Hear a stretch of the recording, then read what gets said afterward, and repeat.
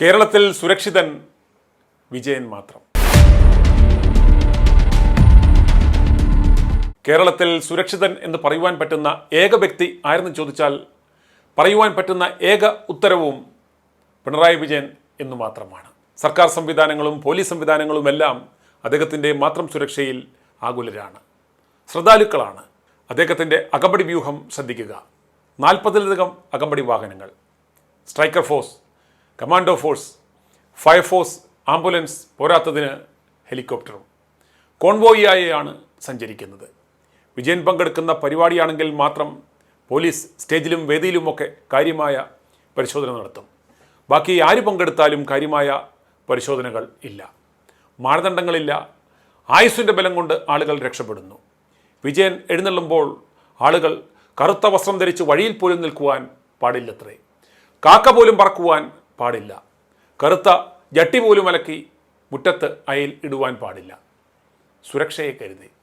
കലൂർ അപകടത്തെക്കുറിച്ച് ചില മാധ്യമങ്ങൾ റിപ്പോർട്ട് ചെയ്തിരിക്കുന്നത് ഇപ്രകാരമാണ്: സംസ്ഥാനത്തെ ഒരു മന്ത്രിയും MLAയും അടക്കമുള്ള VIP വേദിയിലുണ്ടായിരിക്കെ ചടങ്ങിൽ ഗുരുതരമായ സുരക്ഷാ വീഴ്ചയുണ്ടായി എന്ന്. അപ്പോൾ പരിപാടിയിൽ പങ്കെടുത്ത 10,000-കണക്കിന് പൊതുജനങ്ങളുടെ ജീവന് ഇവിടെ യാതൊരു വിലയുമില്ലേ? 12,000-ലധികം നർത്തകികളും നൃത്ത അധ്യാപകരും നൃത്ത വിദ്യാർത്ഥികളും 25,000-ലധികം ഇവരുടെ കുടുംബാംഗങ്ങളും ചടങ്ങ് കാണുവാനെത്തിയ നാട്ടുകാരും ഈ ഇവൻറ്റിൻ്റെ സംഘാടകരും ജീവനക്കാരും അവരുടെ ഒന്നും ജീവനിവിടെ യാതൊരു വിലയുമില്ലേ?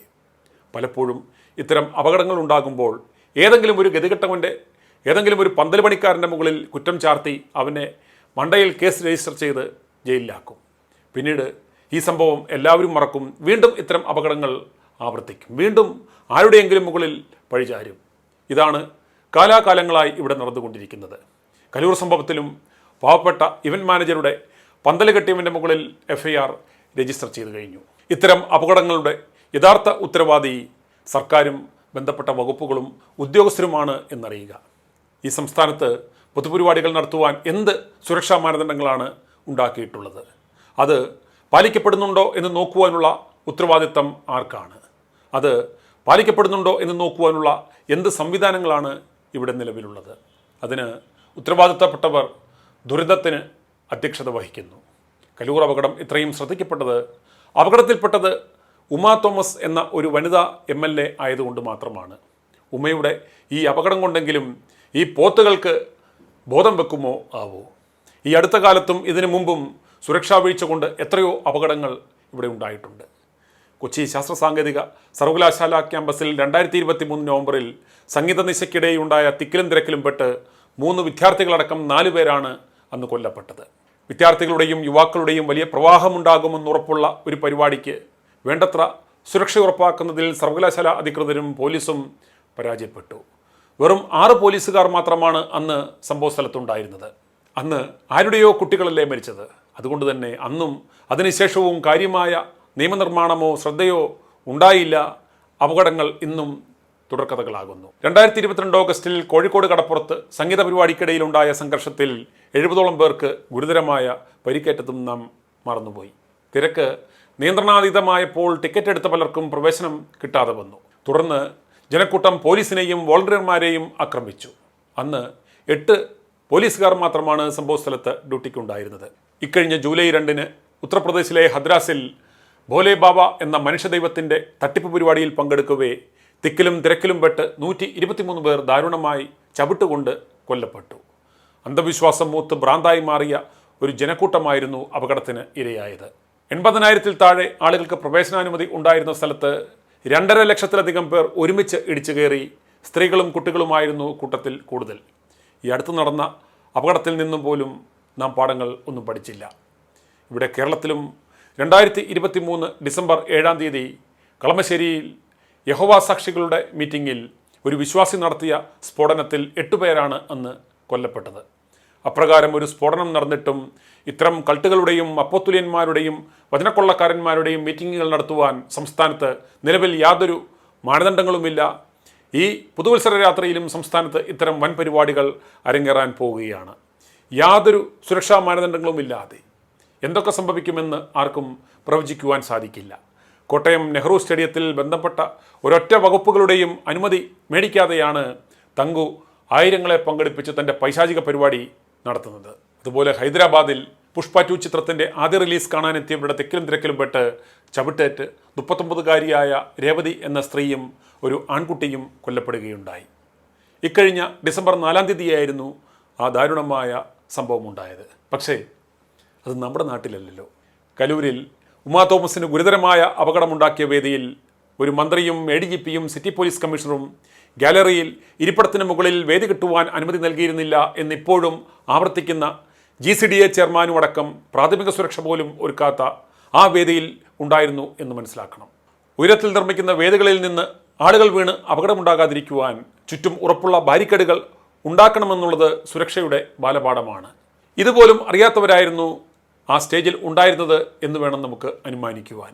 അതെല്ലാം പോട്ടെ, അടുത്തിരുന്ന ഉമാ തോമസ് 15 അടി താഴ്ചയിലേക്ക് വീണ് ഗുരുതരമായ പരിക്കേറ്റ് അവരെ ആശുപത്രിയിലേക്ക് മാറ്റുന്നത് കണ്ടിട്ടും ആ വേദിയിലുണ്ടായിരുന്നവർ ആ പരിപാടി നിർത്തിവെക്കുവാൻ സംഘാടകരോട് ആവശ്യപ്പെട്ടില്ല. യാതൊരു സുരക്ഷയുമില്ലാതിരുന്ന ആ വേദിയിൽ പരിപാടി തുടർന്നു. കൈതപ്പുറം ദാമോദരൻ നമ്പൂതിരി ഉൾപ്പെടെയുള്ളവർക്ക് ഒന്നും നേരെ നിൽക്കുവാൻ പോലും ത്രാണിയില്ലാത്തവർക്ക് ആ വേദിയിൽ വെച്ച് തന്നെ അവാർഡ് നൽകി ആദരിച്ചു. MLAക്ക് എന്ത് സംഭവിച്ചാലെന്താ, സംഘാടകർ ഉദ്ദേശിച്ചതുപോലെ തന്നെ ഗിന്നസ് ബുക്കിൽ ഡാൻസ് കളി സ്ഥാനവും പിടിച്ചു. ഇപ്പോൾ പുറത്തു വരുന്ന വിവരം ഷമീർ അബ്ദുൾ റഹീമിൻ്റെ പേരിലുള്ള മൃദംഗവിഷൻ എന്ന ഒരു കടലാസ സംഘടനയാണ് ഈ പരിപാടിയുടെ പിന്നിൽ എന്നാണ്. പരിപാടിയിൽ പങ്കെടുത്ത നർത്തകരുടെ കയ്യിൽ നിന്നും 3500-ലധികം രൂപ രജിസ്ട്രേഷൻ ഫീസ് ഇനത്തിലും 1600 രൂപ വസ്ത്രത്തിനായും മേടിച്ചു എന്നും കോടികൾ ഈ നാമത്തിൽ പിരിച്ചു എന്നുമാണ് പുറത്തുവരുന്ന ഇപ്പോഴത്തെ വിവരം. സാധാരണഗതിയിൽ പോലീസ് മേധാവികളും മന്ത്രിമാരും ഒക്കെ പങ്കെടുക്കുന്ന പരിപാടികൾക്ക് മുമ്പ് സ്പെഷ്യൽ ബ്രാഞ്ച് അന്വേഷണം നടത്തും. ആരാണ് ഇതിൻ്റെ സംഘാടകർ, അവരുടെ ലക്ഷ്യം എന്താണ് എന്ന്. ഇവിടെ സുരക്ഷാ വീഴ്ച മാത്രമല്ല അപ്പോൾ സംഭവിച്ചിരിക്കുന്നത്. അതുപോലെ അപകടം സംഭവിച്ച ഉമാ തോമസിനെ ആംബുലൻസിലേക്ക് മാറ്റുന്ന ദൃശ്യങ്ങൾ കണ്ടോ? കാലിലും കയ്യിലും തൂക്കിയെടുത്ത് നിലത്തൂടെ വലിച്ചു കൊണ്ടുപോകുന്നു. ഇത്രയും ആൾ കൂടുന്നിടത്ത് ഒരു സ്ട്രെച്ചർ പോലും ഉണ്ടായിരുന്നില്ല എന്ന് വേണം മനസ്സിലാക്കുവാൻ. എമർജൻസി കെയറിലും രക്ഷാപ്രവർത്തനത്തിലും നമ്മൾ എത്രത്തോളം പ്രാകൃതമാണ് എന്നതിൻ്റെ നേർസാക്ഷ്യമായിരുന്നു ഇത്. ഉമാ തോമസ് തിരികെ വന്നാൽ അത് അവരുടെ ആയുസ്സിൻ്റെ ബലം കൊണ്ടൊന്നു മാത്രമാണ് എന്ന് മനസ്സിലാക്കുക. ലക്ഷക്കണക്കിന് ആളുകൾ പങ്കെടുത്തിട്ടുള്ള നിരവധി ഇവൻറ്റുകളും എക്സിബിഷനുകളും സ്റ്റേജ് ഷോയും ഒക്കെ ടീം IT-യുടെ നേതൃത്വത്തിൽ ഞങ്ങൾ ഒരുക്കിയിട്ടുണ്ട്. ഈ ഇവൻറ്റുകളിലെല്ലാം ഞങ്ങൾ ഏറ്റവും പ്രാധാന്യം നൽകിയിരുന്നത് സേഫ്റ്റിക്കാണ്. കൃത്യമായ പ്ലാനിംഗ് സേഫ്റ്റിയുടെ കാര്യത്തിൽ ഉണ്ടായിരിക്കും. പരിപാടി നടക്കുന്ന സ്ഥലത്തിൻ്റെ പ്രത്യേകത, വരാൻ സാധ്യതയുള്ള കാണികളുടെ പ്രത്യേകത, അവരുടെ പ്രായം, പാർക്കിംഗ് സൗകര്യങ്ങൾ എല്ലാം കണക്കിലെടുത്തായിരിക്കും പ്ലാനിംഗ്. ഏറ്റവും പ്രാഥമികമായി ഉണ്ടാക്കുന്നത് ഒരു റിസ്ക് അസസ്മെൻ്റാണ്. പൊട്ടൻഷ്യൽ ത്രെറ്റ്സ്, ഉണ്ടാക്കുവാൻ സാധ്യതയുള്ള പ്രശ്നങ്ങൾ എന്തൊക്കെയാണ് എന്ന് വിശദമായി ലിസ്റ്റ് ചെയ്യുന്നു. അപകടമുണ്ടായാൽ എന്താണ് അതിനുള്ള പരിഹാരം, plan A, plan B, plan C എന്നിങ്ങനെ ഓരോ പ്രോബ്ലത്തിനും പരിഹാരമായുള്ള പ്ലാനുകളും ഉണ്ടാവും. അതുപോലെ crowd management plan, seating capacity എത്രയെന്ന് കണക്ക് കൂട്ടി അതിനനുസരിച്ച് മാത്രം ക്രൗഡിനെ കൊണ്ടുവരുന്ന സംവിധാനം ഉണ്ടാക്കും. അതിനായി പ്രോഗ്രാം ഫ്രീ ആണെങ്കിലും ഫ്രീ എൻട്രി പാസ് നിർബന്ധമാക്കും. ആ പാസുമായി വരുന്നവരെ മാത്രമേ പ്രവേശനം നൽകുകയുള്ളൂ. പാസ് മുൻകൂട്ടി നൽകുമ്പോൾ അവരുടെ അഡ്രസ്സ് അടക്കമുള്ള ഡേറ്റാബേസും നമുക്ക് ലഭിക്കും.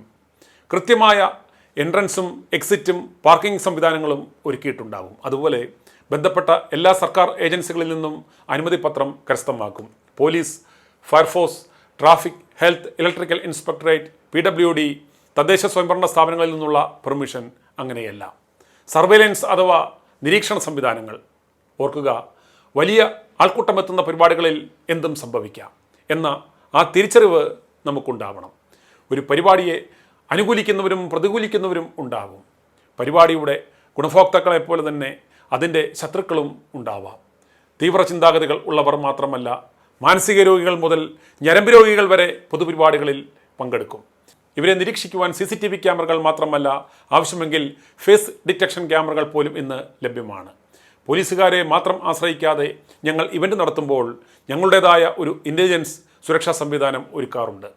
ഇവരുടെ ചുമതല പ്രശ്നക്കാരെ ഐഡൻറ്റിഫൈ ചെയ്യുക, ചെവി അറിയാതെ ഇവരെ കൈകാര്യം ചെയ്യുക, പവർ യൂണിറ്റുകൾ, കേബിൾ ലൈനുകൾ, മറ്റ് സ്ട്രാറ്റജിക് മേഖലകൾക്ക് സുരക്ഷ ഒരുക്കുക എന്നതൊക്കെയാണ്. അതുപോലെ നിലവിലുള്ള കമ്മ്യൂണിക്കേഷൻ ഡിവൈസുകളെ മാത്രം ആശ്രയിക്കാതെ പാരലൽ കമ്മ്യൂണിക്കേഷൻ സംവിധാനം, വയർലെസ് സെറ്റുകൾ ഉപയോഗിച്ചായിരിക്കും ഇവൻ ക്രൂകളെ കോർഡിനേറ്റ് ചെയ്യുന്നത്. KCB പവർ അല്ലാതെ തന്നെ മൊബൈൽ പവർ യൂണിറ്റുകൾ, അതിനും ബാക്കപ്പും ഉണ്ടാകും. അതുപോലെ തന്നെ ഒരു എമർജൻസി ആക്ഷൻ പ്ലാനും ഉണ്ടാവും. വേഴ്സ്റ്റ് കേസ് സിനാരിയോ എന്തെങ്കിലും സംഭവിച്ചാൽ കൗണ്ടർ പ്ലാൻ.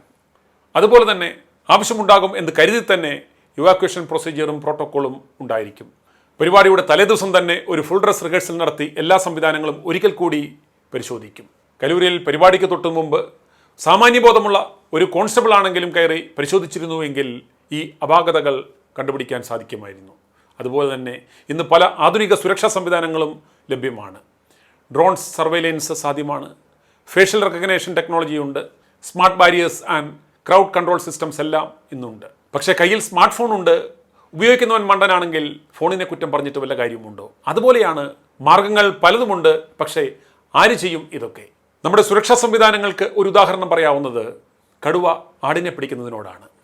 ആടിനെ കടുവ പിടിക്കാതിരിക്കുവാനുള്ള യാതൊരു മുൻകരുതലും സംവിധാനങ്ങളും നമുക്കില്ല, നമ്മൾ ശ്രമിക്കുകയുമില്ല. എന്നാൽ കടുവ ആടിനെ പിടിച്ചു കഴിയുമ്പോൾ നാം കാറിക്കൂവി പല പരിപാടികളുമായി രംഗത്തിറങ്ങും. ആടിനെ കടുവ പിടിച്ചു നിന്നിട്ട് തൊട്ടടുത്ത ദിവസം ചെന്നാൽ നമുക്ക് എന്ത് കിട്ടും? അമേദ്യം. ആ അമേദ്യം വരലാണ് ഇവിടെ നടക്കുന്നത്.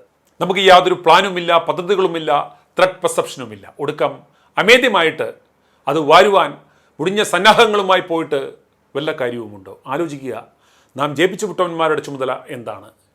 ലക്ഷക്കണക്കിന് രൂപ ശമ്പളം വാങ്ങുന്നവരുടെ പണി എന്താണ്? ഇന്ന് പുതുവത്സര രാത്രിയിൽ സംസ്ഥാനത്ത് ആയിരക്കണക്കിന് പരിപാടികൾ നടക്കുന്നുണ്ട്. രണ്ടു തരം ലഹരിയിലായിരിക്കും ഇന്ന് ജനങ്ങൾ. ഒന്ന്, പുതുവത്സരത്തെ എതിരേൽക്കുവാൻ മദ്യത്തിൻ്റെ ലഹരിയിൽ. രണ്ട്, ഭക്തിമൂത്ത് ഭ്രാന്തായ ലഹരിയിൽ. സംസ്ഥാനത്തെ കള്ളപ്ലാച്ചർമാരും അപ്പത്തുലിയന്മാരും പൈശാചിക കൂട്ടായ്മകളുമെല്ലാം ആണ്ടർതി മഹാപരിപാടികൾ ഇന്നൊരുക്കുന്നുണ്ട്, സ്തോത്രകാഴ്ച പിടുങ്ങുക എന്ന ലക്ഷ്യത്തോടെ. അതുപോലെ തിരുവനന്തപുരം കോവളം കടൽ തീരത്ത്, അതുപോലെ കടൽ തീരങ്ങളിൽ ജനലക്ഷങ്ങൾ മദ്യത്തിലും മയക്കുമരുന്നിലും ആറാടി പുതുവത്സരം ആഘോഷിക്കുവാൻ ഇന്നിറങ്ങും. കുറച്ച് ലൈറ്റ് ഇട്ടിട്ടുണ്ടെന്നുള്ളതല്ലാതെ ഒരു ബാരിക്കേഡോ സർവൈലൻസ് സംവിധാനങ്ങളോ സുരക്ഷാ ക്രമീകരണങ്ങളോ ഒന്നും ഇവിടെയില്ല. ആയുസ്സിൻ്റെ ബലമുള്ളവൻ രക്ഷപ്പെടും. ഒന്നും സംഭവിക്കാതിരിക്കട്ടെ എന്ന് നമുക്ക് പ്രാർത്ഥിക്കാം. ADGP മനോജ് എബ്രഹാമിനെ പോലെയുള്ള കഴിവുള്ള പോലീസ് ഉദ്യോഗസ്ഥർ ഇന്ന് നമുക്കുണ്ട്. സൈബർ കുക്കൂണുകൾ പോലെയുള്ള വലിയ ഇവൻറ്റുകൾ ചെയ്ത് നല്ല പരിചയവുമുണ്ട്. ഇദ്ദേഹത്തെ പോലെയുള്ളവർ പോലീസ് മേധാവികളായി വരുമ്പോഴെങ്കിലും പൊതുപരിപാടികൾക്ക് കൃത്യമായ ഒരു പ്രോട്ടോക്കോൾ ഉണ്ടാക്കുക, അത് പാലിക്കപ്പെടുന്നുണ്ടെന്ന് ഉറപ്പുവരുത്തുക, ബന്ധപ്പെട്ട വകുപ്പുകൾക്ക് കളക്റ്റീവ് റെസ്പോൺസിബിലിറ്റി ഉണ്ടാക്കുക. പള്ളിക്കൂടത്തിൽ പോയിട്ടില്ലാത്ത, ലോകം കണ്ടില്ലാത്ത രാഷ്ട്രീയക്കാരന്മാർ അല്ല ഇതിന് മുൻകൈ എടുക്കേണ്ടുന്നത്. അശ്രദ്ധ കൊണ്ട് ഇനിയൊരു ജീവനും ഇവിടെ പൊലിയരുത്. ഇവിടെ ഒരു ദുരന്തമുണ്ടായാൽ ആർക്കാണ് ഉത്തരവാദിത്തം? വലിയ ആൾക്കൂട്ടം എത്തുന്ന പൊതു സ്വകാര്യ പരിപാടികളിലെല്ലാം തന്നെ ഏത് നിമിഷവും സംഭവിച്ചേക്കാവുന്ന ഒരു അപകടം പതിയിരിപ്പുണ്ടെന്ന തിരിച്ചറിവ് നമുക്ക് ഉണ്ടാകേണ്ടിയിരിക്കുന്നു. അതുകൊണ്ട് തന്നെ നിയതമായ ഒരു സുരക്ഷാ പ്രോട്ടോക്കോൾ ഇത്തരം പരിപാടികളുടെ നടത്തിപ്പിന് അത്യന്താപേക്ഷിതമാണ്. അങ്ങനെ ഒരു സമഗ്ര നിയമാവലി രൂപപ്പെടുത്തുന്നതിനുള്ള സമയം അതിക്രമിച്ചു കഴിഞ്ഞു.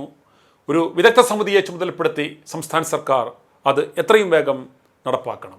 ഉമാ തോമസിന് സംഭവിച്ചതുപോലെ ഒരു ദൗർഭാഗ്യകരമായൊരു ദുരന്തക്കണി എവിടെയാണ് ഉണ്ടാകുകയെന്ന് ആർക്കും ഒരു നിശ്ചയവുമില്ല. അതിനാൽ കുറ്റമറ്റ നിയമങ്ങളും മാർഗനിർദ്ദേശങ്ങളും ഉണ്ടാകുക തന്നെ വേണം. അമാന്തിക്കരുത്. അടുത്ത ദുരന്തത്തിനായി കാത്തിരിക്കുകയും അരുത്. ITV ന്യൂസിൻ്റെ എല്ലാ പ്രേക്ഷകർക്കും സുരക്ഷിതമായ ഒരു പുതുവത്സരം ആശംസിക്കുന്നു. അപ്പോത്തുലിയന്മാർ അള്ളുവച്ചില്ലെങ്കിൽ അടുത്ത വർഷം കാണാം. i2i News, an eye for truth. i2i News subscribe ചെയ്തിട്ടില്ലാത്തവർ ഇപ്പോൾ തന്നെ സബ്സ്ക്രൈബ് ചെയ്യുക. നോട്ടിഫിക്കേഷൻ ലഭിക്കുവാൻ ബെൽ ബട്ടണും അമർത്തുക.